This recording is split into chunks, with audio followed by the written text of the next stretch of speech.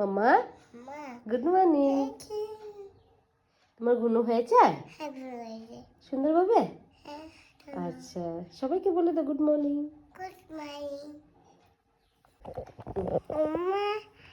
দাও আদর আমাকে।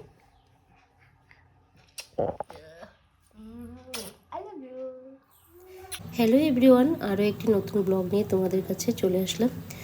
তো দেখো, এখানে আমি ব্রেকফাস্টে বানাচ্ছি রুটি আর বুটের সবজি। তো মাহি পাপা স্কুল যাবে, তার জন্য আমি সকাল সকাল রুটি সবজি বানিয়ে নিলাম। এরপর মাহি পাপা খেয়ে চলে যাবে। মাহির পাপা তো ব্রেকফাস্ট করে বেরিয়ে পড়ল।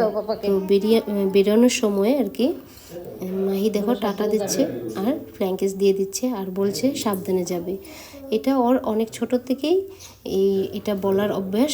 ওর পাপা যাবে আর ও বলবে সাবধানে যাবে। তারপর দেখো ওর পাপা যাওয়ার পর আমার যেগুলো কাজবাজ থাকে আমি করে নিলাম। আগের দিনে ধোয়া কিছু কাপড় ছিল, সেগুলো গুছাইনি, সেগুলো গুছিয়ে নিচ্ছি। আর মাহি এক সাইডে বসে খেলু করছিল। এরপর মাহিকে সাথে নিয়ে আমি দেখো ঘরটা পরিষ্কার করছি, ক্লিন করে নিচ্ছি। আর আমার পিছে পিছে ও থাকে, জানো তো, যা ধরতে যাব ওর সাথে সাথে ও সেটাই করতে যায়। তো আমি ওকে বাধা দিই না, তো আমার সাথে করতে থাকে, করুক। এরপর আমি চলে গেলাম সিধা স্নানে, ঘরটার গুছিয়ে স্নানে চলে গেলাম। স্নান থেকে এসে আমি ঠাকুরকে একটু ধূপধুনো দেখিয়ে নিলাম। আমি ঠাকুর পুজো দিই না, কিন্তু ধূপধুনো দেখাই। তো এরপর ধূপধুনো দেখানো হওয়ার পর রান্নাঘরে চলে গেছি। আজকে আমার স্পেশাল ডিশ হলো কাঁঠালের সবজি। তো কালকে মাহির বাবা কাঁঠাল নিয়ে আসছিল, সেটা দেখে তো আমি অনেক এক্সাইটেড হয়ে গেছি। কারণ কাঁঠালের সবজি খেতে আমার অনেকটা পরিমাণে ভালোবাসি আর কি। তো তার জন্য আমি এক্সাইটেড হয়ে আছি কখন বানাবো আর কখন খাবো। কে কে আমার মতন কাঁঠালের সবজি খেতে ভালোবাসে অবশ্যই কমেন্ট করে জানাবে। এটা আমাদের এই সিজনে এটা ফার্স্ট টাইম কাঁঠাল আজকে খাবো। তো আমি তো অনেক পরিমাণে ভালোবাসি। তো অবশ্যই কমেন্ট করে জানাবে তোমরা ভালোবাসো নাকি।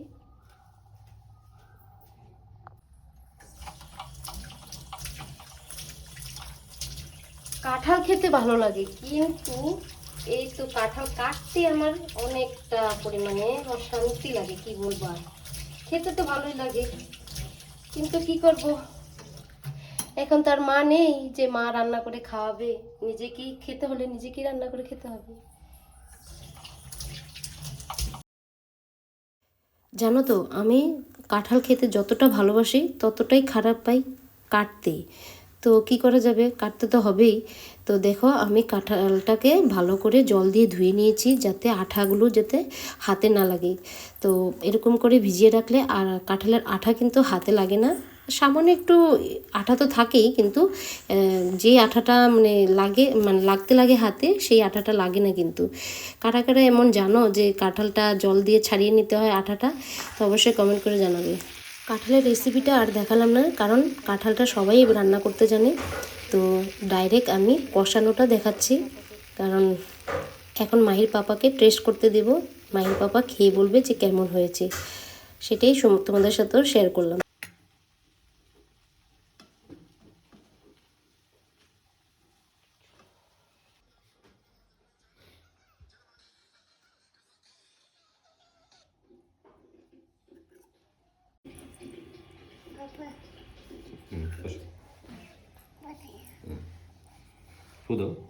খাও, খেয়ে বলো কষানো কেমন হয়েছে। তুমি না খেয়ে হুঁ বলে দিলে যে।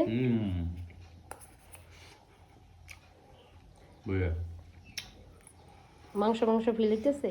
হ্যাঁ বাবারি বাবা, কেমন মাম্মা? টেস্টি? হাত দিয়ে দেখাও। টেস্টি? আমার কাঁঠালের সবজি হয়ে গেছে, তো এখন খাওয়ার পালা। দেখতে তো আজকের ব্লগটা এখানেই সমাপ্ত করছি।